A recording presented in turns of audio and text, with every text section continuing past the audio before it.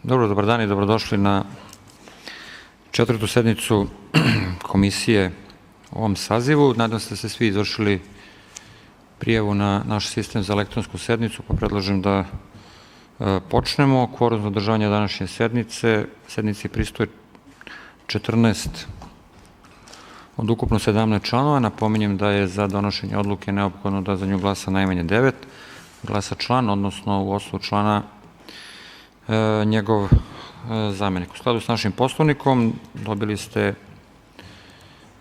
SMS-om obaveštenje o danu i vremenu održavanja sednice, na mailu takođe obaveštenje kao i materijal neophodan za odlučivanje. Konstatujem da smo sednicu počeli u 13 časova 3 minuta. Za ovu sednicu predlažem sledeći dnevni red. Tačka 1. Donošenje rešenja o dodeli mandata narodnog poslanika radi popune upražnjenih poslaničkih mesta u Narodnoj skupštini. Tačka 2. Donošenje rešenja o dodeli mandata člana Nacionalnog saveta radi popune upražnjenih mesta u Nacionalnom savetu Bošnjačke nacionalne manjine. Tačka 3. Razno. Molim vas da pređemo na glasanje.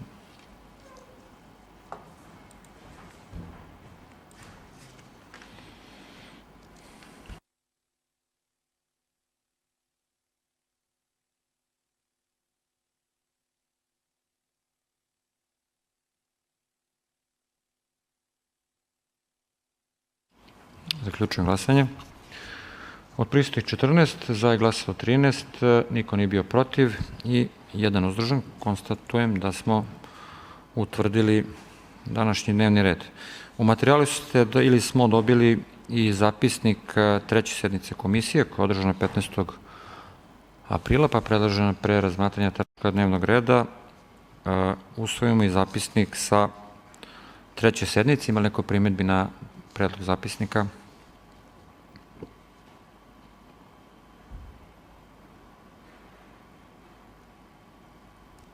Ako ne, molim vas da glasamo.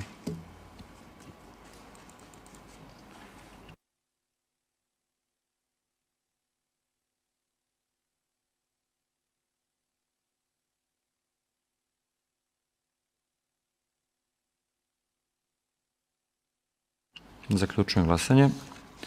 Od prisutnih 14, za je glasalo 14, protiv i uzdržanih nije bilo. Konstatujem da smo usvojili zapisnik treće sednice komisije. Prelazimo na dnevni red. Tačka 1. Donošenje rešenja o dodeli mandata narodnog poslanika radi popune upražnjenih poslaničkih mesta u Narodnoj skupštini. Komisija je 10. juna primila dopis Narodne skupštine s obaveštenjem da je na sednici održanoj 10. juna u skladu sa Zakonom o izboru narodnih poslanika konstatovano je da je narodnim poslanicima Aleksandru Antiću i profesorki i doktorki Aleksandri Pavlović-Marković prestao mandat podnošenjem ostavke. Ono što možemo da konstatujemo jeste da u skladu sa Zakonom o izboru narodnih poslanika je propisano da se mandat koji prestane narodnom poslaniku dodeljuje rešenjem prvom narodnom kandidatu sa iste izborne liste kojem nije bio dodeljen mandat narodnog poslanika u roku od 7 dana od dana kada je konstatovan prestanak mandata. Takođe, mandat koji narodnom poslaniku sa koalicijne izborne liste prestane dodeljuje se prvom sledećem kandidatu iste političke stranke na toj izbornoj listi kojem nije bio dodeljen mandat narodnog poslanika. Ono što isto predlažem da utvrdimo jeste da poslanička mesta koje su upražnjena usled prestanka mandata narodnim poslanicima Aleksandru Antiću i profesorke i doktorki Aleksandri Pavlović-Marković izabrani sa izborne liste Ivica Dačić, premijer Srbije, ispred političke stranke Socijalistička partija Srbije treba da budu popunjena tako što će mandati biti dodeljeni prvim sledećim kandidatima ove stranke i to na izbornoj listi profesoru doktoru Andreju Saviću i Dubravki Kralj. Oni su bili kandidati pod rednim brojem 26 i 28 na ovoj izbornoj listi. Otvaram raspravu po ovoj tački dnevnog reda. Da li se neko javlja za reč?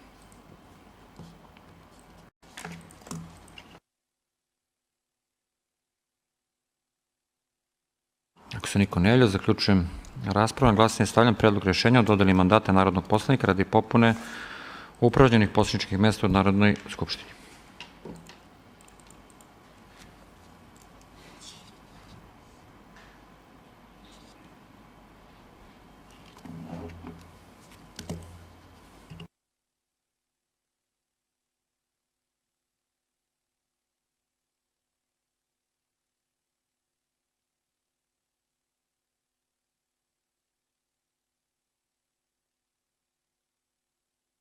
Zaključujem glasanje. Od 314, za je glasao 13, niko nije bio protiv i jedan glas uzdržan. Konstatujem da je Republička izborna komisija donela rešenje do dodeli mandata narodnim poslanicima. Želim puno uspeha u budućem radu. O tome će im biti izdato odgovarajuće uverenje. Tačka 2. Donošenje rešenja o dodeli mandata člana Nacionalnog saveta radi popune upražnjenih mesta u Nacionalnom savetu Bošnjačke nacionalne manjine.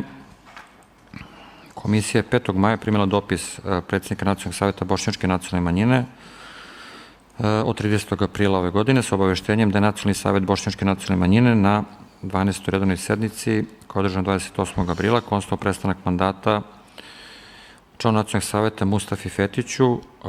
Mustafa je podneo ostavku, dostavljena je kao što vidite u materijalu i ostavka koja je overena kod javnog beležnika zavedena u Nacionalnom savetu, a takođe i u materijalu imamo i zaključak Nacionalnog saveta o konstatovanju ostavke. Takođe, istog dana, dakle 5. maja, dobili smo i dopis Nacionalnog saveta sa obaveštenjem da je na istoj, dakle 12. redovnoj sednici konstatujem prestanak mandata člana Nacionalnog saveta Ljutvi Balkanu usred odsustvovanja sa sednice Nacionalnog saveta duže od godinu dana. Dostavljen je zaključak saveta o konstatujanju prestanka mandata kao i predlog zapisnika. Zatim smo 12. maja primili dopis sekretara Nacionalnog saveta, dostavljene su kopije zapisnika od 5. pa zaključno sa 11. sednicom, praktično u ovom periodu od godinu dana.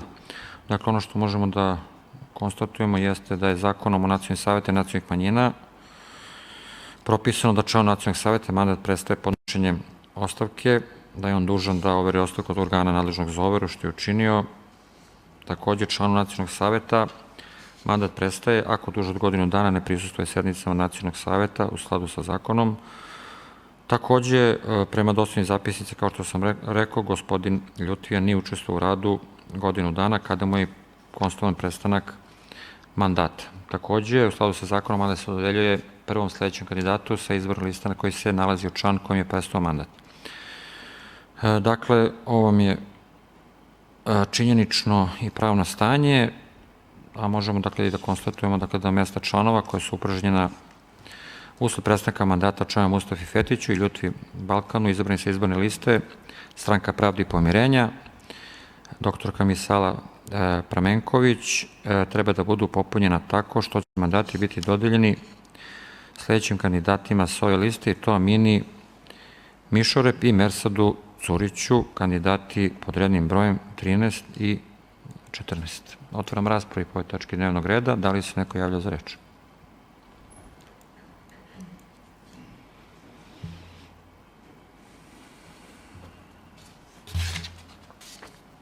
Ako se niko ne javlja, zaključujem raspravu. Na glasanje stavljam predlog rešenja o dodeli mandata člana Nacionalnog saveta radi popune upražnjenih mesta u Nacionalnom savetu Bošnjačke nacionalne manjine.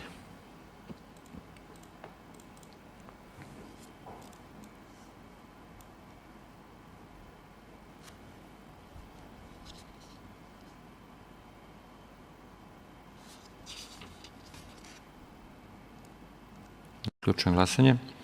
Od 314, za je glasao 14, protiv i uzdržanih nije bilo. Konstatujem da je komisija donela i ovo rešenje. Članima saveta će biti naravno izdato odgovarajuće uverenje da su izabrani.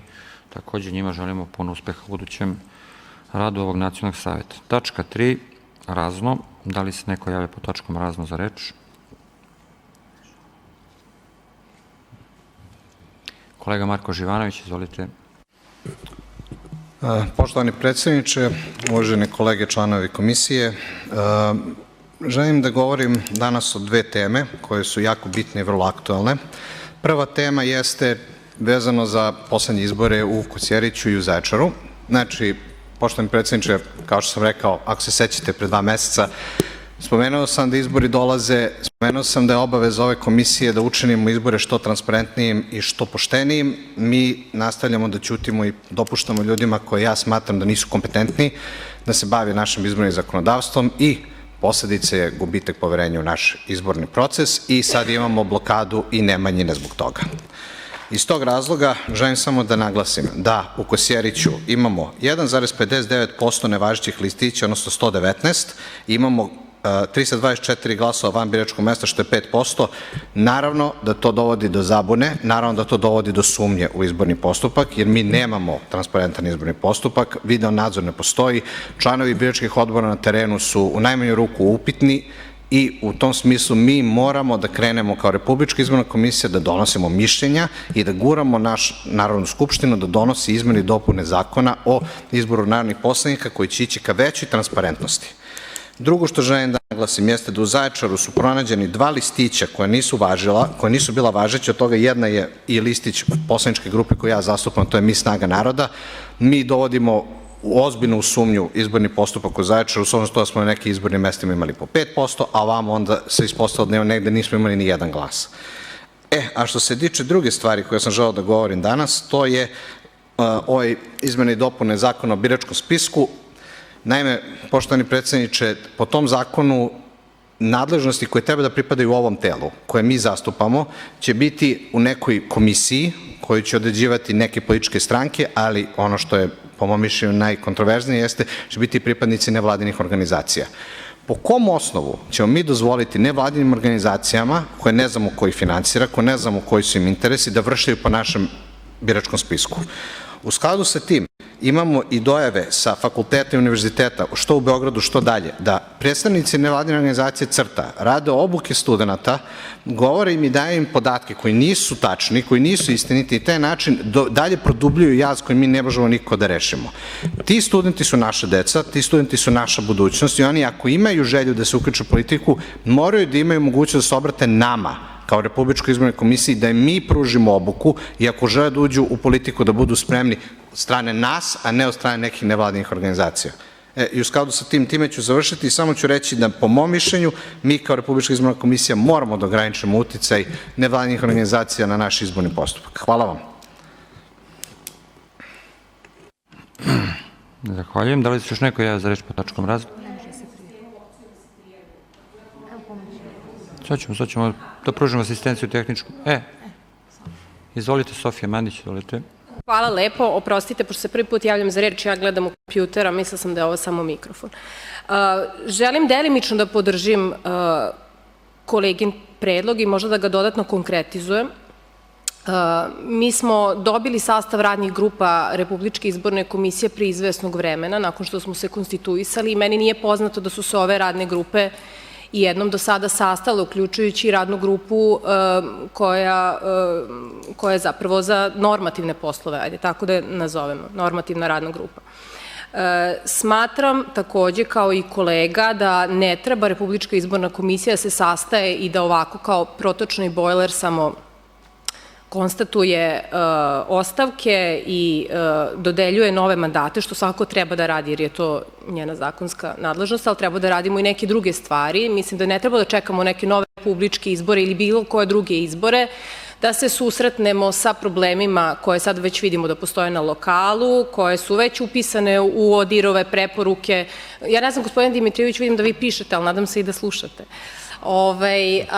Dakle, Republika Srbija se i reformskom agendom koja je usvojena, čini mi se u oktobru prošle godine, obavezala da do kraja ove godine ispuni sve ODIHR-ove preporuke. Mnoge od tih preporuka, ne sve, se odnose i na normativni aspekt, dakle na obrasce, na sve ono što je u nadležnosti Republičke izborne komisije i na zakonitost celog procesa koje je takođe u jednom delu u nadležnosti Republičke izborne komisije. Stoga ja predlažem i pitam i predlažem, pitam kada se planira sastajanje svih ovih radnih grupa, ne samo normativne, imamo i neke druge koje su važne i čiji su pripremni radovi za neke naredne izbore važni. Dakle, moje pitanje je kada se planira, da li ste uopšte o tome razmišljali ili čekamo neki poslednji moment, a ako niste planirali, naprosto da se članovi komisije na drugi način organizuju i da probaju da dovedu do toga da se ove radne grupe sastanu. Zahvaljujem. Hvala. Da li ima se još neko javlja za reč po tačkom razno? Koleginice, slušam ja vas pažljivo, naravno, nego pošto ima, znate, dosta pitanja ili nekih nedoumica od prethodnih kolega i vas, pa onda prosto zapisujem kako ne bih nešto izostavio. Pa, što se tiče zajedničke, naravno, vaših izlaganja i kolege Marke, vaše konkretizacije, prvo ja očekujem da svako od članova Republičke izborne komisije poznaje nadležnosti ovog organa. Što se tiče izbora koji su nedavno održani u Zaječaru, odnosno Kosjeriću, ja mislim da vas tu ne treba posebno da edukujem, ali da Republička izborna komisija nije nadležna prosto za sprovođenje ovih izbora. Ono za što je Republička izborna komisija nadležna i pri sprovođenju, da kažem, lokalnih nekih izbora i čak i u interregrujima između izbornih ciklusa jeste da vrši obuke organa za sprovođenje izbora. U ovom slučaju, što se tiče Kosjerića i Zaječara, obučeni treneri koji su već ranije prošli u nekim ranijim sazivima ovde određene edukacije su vršili i obuke članova biračkih odbora, ajde da kažem kolokvijalno tamo na terenu, dakle u sedištima jedinica lokalne samouprave, dakle kako u Kosjeriću, tako i Zaječaru. Što se tiče Republičke izborne komisije, mi smo dodatno unapredili rad ili same obuke i preko takozvanih e-obuka, dakle tu su isto svi i potencijalni i imenovani članovi biračkih odbora imali priliku da kroz jednu aplikaciju koja se praktično predstavlja aplikaciju znanja u nekih 9, odnosno 10 celina, prođu obuku za što kvalitetni rad samih biračkih odbora, dakle kao jednog organa koji je nadležan za utvrđivanje rezultata glasanja na, u ovom slučaju, svim biračkim mestima ove dve jedinice lokalne samouprave. Što se tiče nekih davanja mišljenja Republičke izborne komisije, ja sam to kolegi napomenuo i na prošloj sednici, kada je pokrenuo i ovu inicijativu, ili da kažem neko pitanje, mi dajemo mišljenje isključivo na primjeni zakona o izboru narodnih poslanika. Ja se slažem sada sa vama i ovim konstatacijama i da treba raditi na ispunjenju preporuka ODIR-a sa onih prethodnih izbora, dakle onom delu koji se tiče unapređenju praktično procedura Republičke izborne komisije, ajde da kažem, do održavanja nekih narednih izbora. Prvo formirana je radna grupa, skupštinska radna grupa za unapređenje izbornog procesa, to sam i prošli put rekao, u koju su uključeni, pored predstavnika svih parlamentarnih grupa, dakle kako vlasti, tako i opozicije, u radu radne grupe učestvuju i nevladine organizacije, prosto takav je bio dogovor unutar parlamenta. Ta radna grupa je počela sa radom odmah nakon završetka ovih izbora od pre, aj sad će već nešto više od godinu dana. Što se tiče Republičke izborne komisije, mi po samom zakonu ne možemo davati prosto neke inicijative za izmenu zakonskih propisa, prosto nismo u toj proceduri, nacrte predloga izmena i dopuna zakona vrši nadležna ministarstva, pa onda to uđu u one skupštinske procedure. Umeđu vremenu, radna grupa ima mogućnost da, a oni su tamo već, znaju koji su im i zadaci radne grupe na unapređenju izbornog procesa, dakle ne samo u delu koji se tiče samih unapređenja zakona koji se tiču Republičke izborne komisije, već koji se tiču unapređenja izbornog procesa u celini. Mi tamo imamo i prilike da u radu te radne grupe, kada to dođe na dnevni red, da prosto učestvujemo i tako i određeno Poslovnikom radu te radne grupe za unapređenje. Takođe, predložio sam i kolegi da pokuša da preko kolega ili poslaničke grupe koja ga je predložila i ovde u sastavu Republičke izborne komisije, pokuša da pokrene inicijativu da radna grupa i ova pitanja koje se tiču unapređenja izbornog procesa i Republičke izborne komisije kandiduje kroz rad radne grupe i da tamo nekako zajedno i mi kao predstavnici komisije učestvujemo u unapređenju samog izbornog procesa i damo neke svoje komentare kao i predloge, prosto iskustveno onako šta je ono na što bi to trebalo i radna grupa da obrati pažnju, da radna grupa dođe do određenih zaključaka koji bi u finalu naravno se našli u proceduri pred narodnim poslanicima. Što se tiče dopuna tih izmena i dopuna zakona o jedinstvenom biračkom spisku, ta ista radna grupa je, skupštinska, kažem, radna grupa je radila i na tom nacrtu. Koliko ja znam, bilo je jedno, otprilike 4, čini mi se, javna slušanja u, čini mi se, 4 grada u Srbiji. Bili smo svi pozvani da učestvujemo u tom javnom slušanju, da damo možda neka naša zapažanja i slično, posebno zbog toga što je i tim nacrtom je predviđena i određena uloga Republičke izborne komisije, kao i posebne komisije koja bi se bavila nekim biračkim, jedinstvenim biračkim spiskom. Tako da na taj način smo mi učestvovali dokle to sada posle stiglo što se tiče nacrta zakona. Ja sad mislim da je to u nekoj fazi u skupštinskoj proceduri. Ono što se tiče,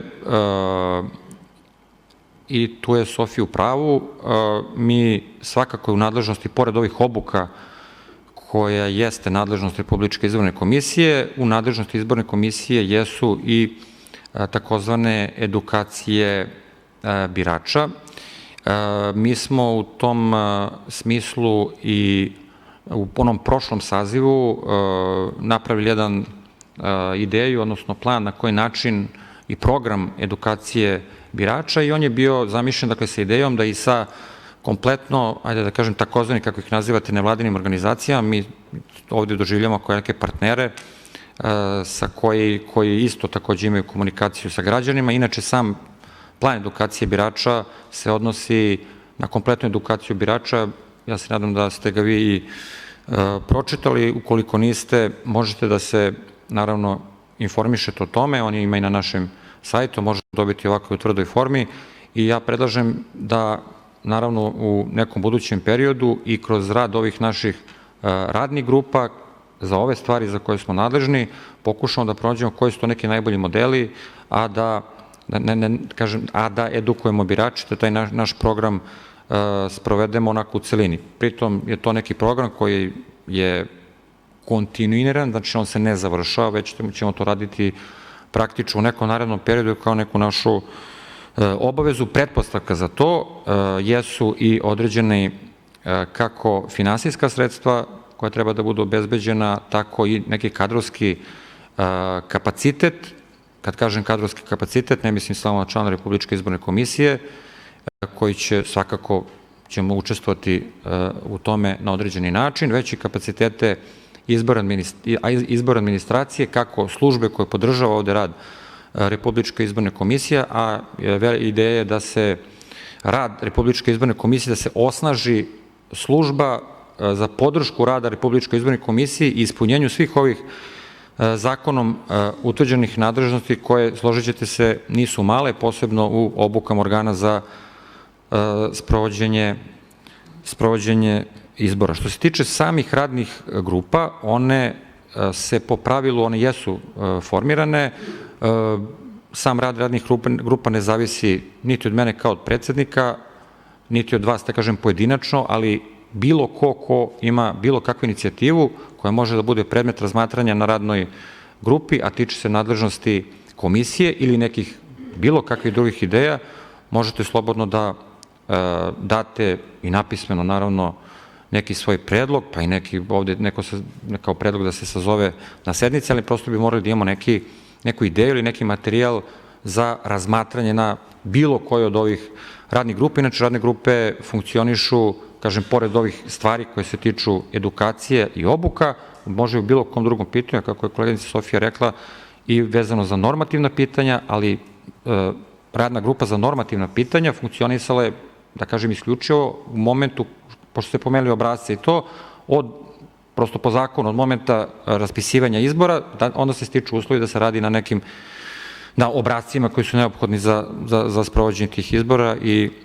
kako bi svim učesnicima bilo to dostupno zakonom predviđenom roku. Eto, pokušao sam ovako da budem nekako što kraći, a opet je tema, znate, malo složenija. Možemo pričati o tome ovde na komisiji, možemo o tome pričati na sastanku bilo koje radne grupe, evo kako god vam bude odgovarao princip rada, ali kažem,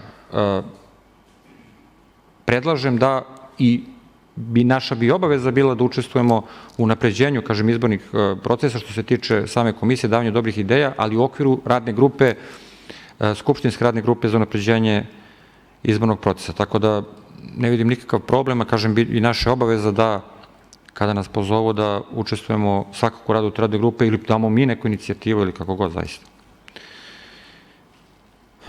Evo izvolite, hoćemo, ili ajde Jasmina, izvinjam se, pošto i Sofija i Marko se javili, Jasmina nije prvi put se javlja. Možem da se čujem. Da li je neko uzeo učešće iz Republičke izborne komisije u toj radnoj grupi Skupštine do sada? I ko? Pa, što se tiče same komisije, predlog je da, inače, predsednik, ja kad zastupam komisiju svakako, ili predstavljam preciznije, pa da uzmem učešće u toj radnoj grupi u onom momentu kada, kažem, na dnevni red tamo dođu teme koje se tiču izmena zakona o izboru narodnih poslanika ili teme koje su vezane za samo napređenje izbornih procesa, a kažem tiču se nadležnosti komisije. Pošto još uvek nije ta tema tamo došla na dnevni red radne grupe, a kada bude bilo, mislim, ja ovde opravo ovo je kolegijalni organ, tako da ćemo svakako bilo koju temu koja bude bila delegirana tamo u radnoj grupi, prethodno naravno proći ovde sad na sednici ili posle sednici mora se od nečemu odlučiti ili postupa, ne znate, u nadležnosti, ali svakako kroz neku našu radnu grupu za normativne poslove ili za osobe s invaliditetom, kroz svaku radnu grupu koja zahteva bilo kakav odgovor na pitanja da se tiču unapređenja izbornog procesa. Tako da...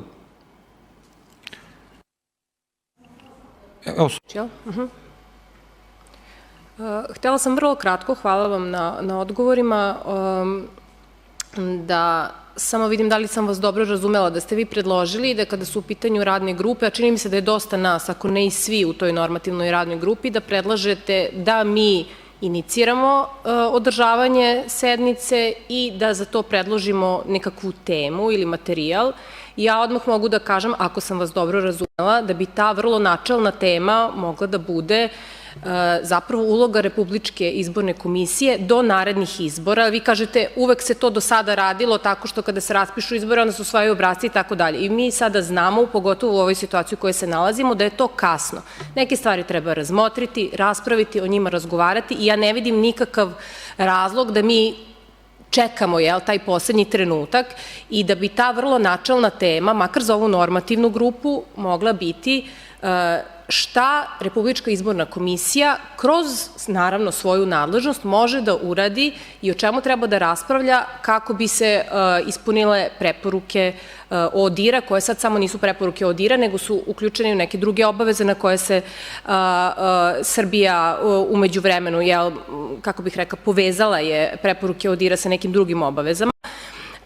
Tako da, sad vi kažete trebalo bi raspravljati o nekom konkretnom materijalu. Mislim da je možda da mi imamo dovoljno vremena i dovoljno prostora da se sastanemo, da kažemo hajde da vidimo načelno šta ova grupa može da radi, a onda da sebi raspodelimo međusobno zadatke i da u nekom narednom periodu na tome radimo. Mislim da je to mnogo bolje, znači sesti kao ljudi da se dogovorimo o tome uopšte koji je neki naš mogući opseg, a ja mislim da taj opseg i tekako postoji.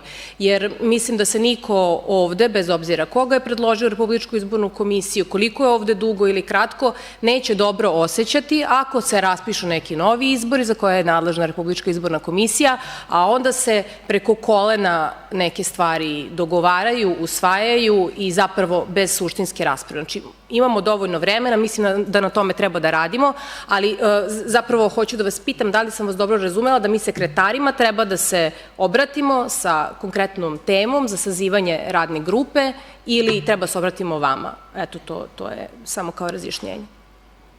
Da kaže, te radne grupe su inače, sami znate, one su, da kažem, neformalne radne grupe. Tamo sednemo pa razgovaramo po pojedinim oblastima kako su radne grupe definisane. A inače u radu radnih grupa, pored članova radne grupe, može da učestvuje bilo koji član i zamjenik člana komisije, znate. Tako da možda neka inicijativa prosto onako da bi se, kažem, pokrenula tema i onda da mogu svi da se obaveste o momentu i vremenu održavanja, prosto da dođu fizički, znate, to je. Eto, ništa, a da treba da pričamo o svemu, naravno da da. Marko, izvoli Marko.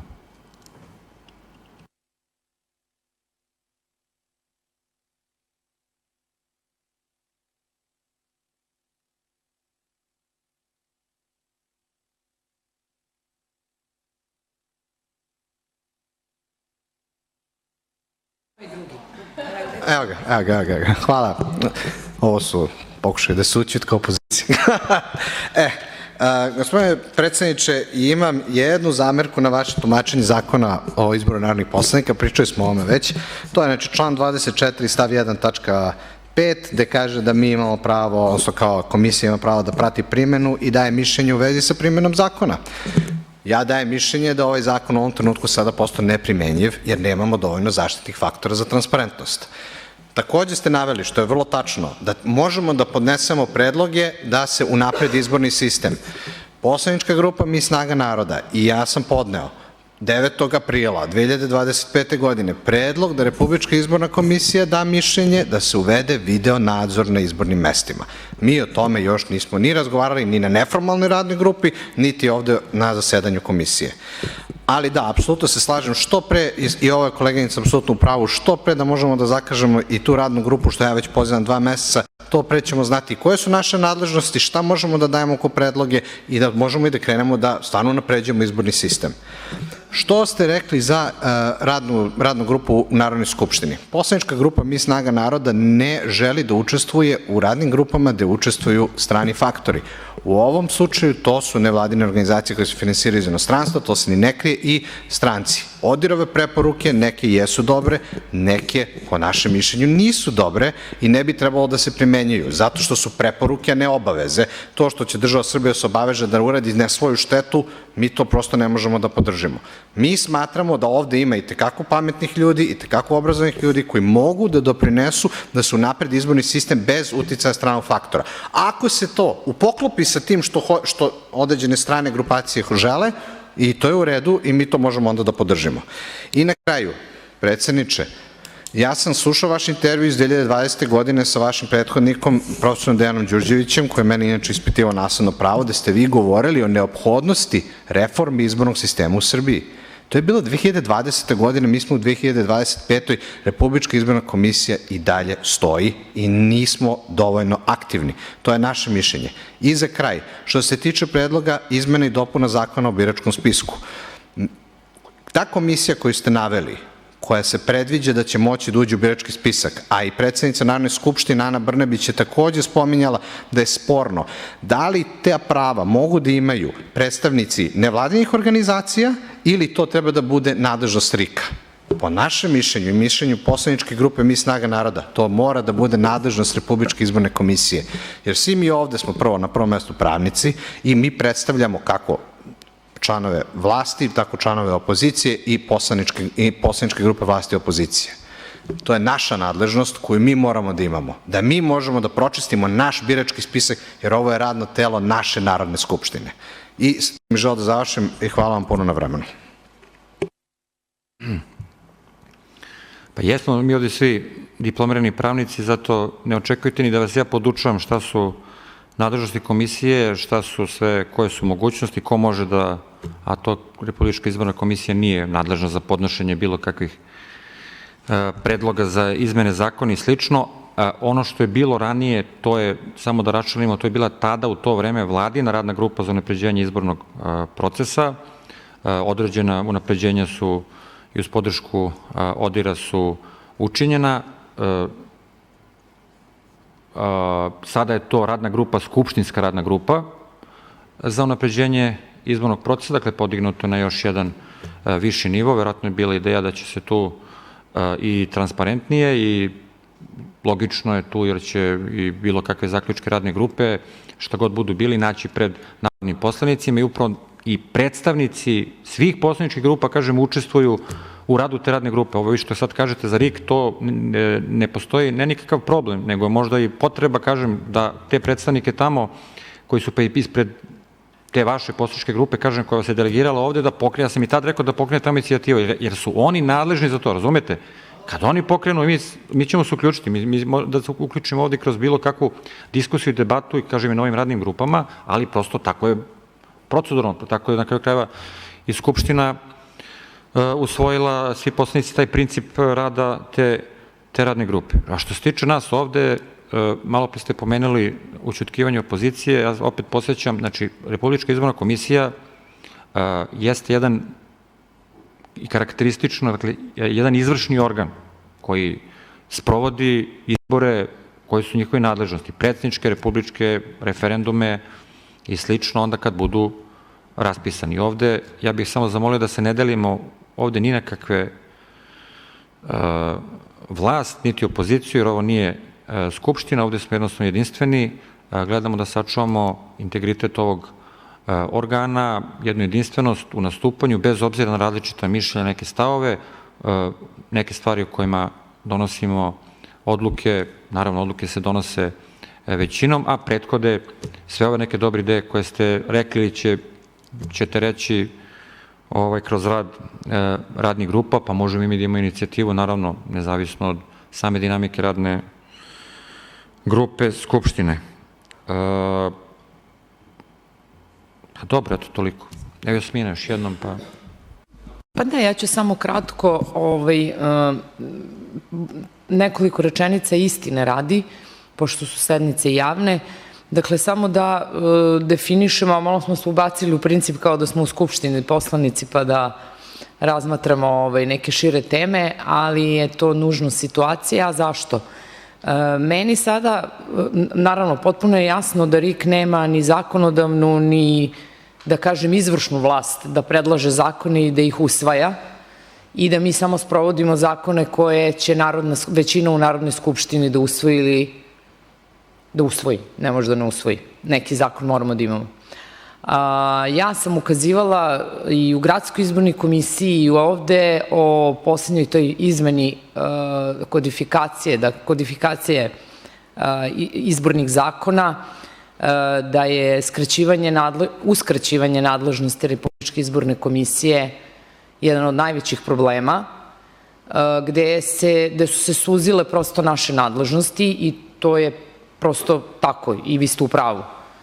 I to je tako u zakonu. A zašto je to tako?